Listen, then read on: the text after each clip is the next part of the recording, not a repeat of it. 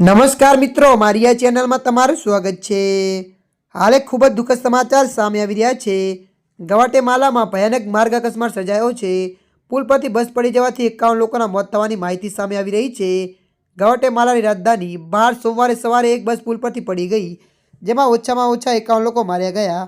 Fire વિભાગના પ્રવક્તા Edwin વિલાગાને જણાવ્યું હતું કે વાહન અકસ્માતના કારણે બસ પુલ પરથી પડી ગઈ હતી।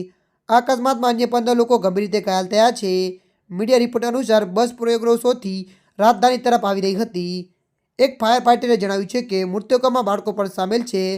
રાષ્ટ્રપતિ બર્નાર્ડો અરવેલાઓએ આ ઘટના પર શોક વ્યક્ત કર્યો અને રાષ્ટ્રીય શોક દિવસની જાહેરાત કરી।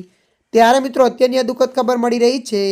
ત્યારે મિત્રો હાલ માટે આટલું, મળીશું નવી અપડેટ સાથે। જો તમને અમારો વિડીયો પસંદ આવે, લાઇક, શેર અને સબસ્ક્રાઈબ કરી નાખજો।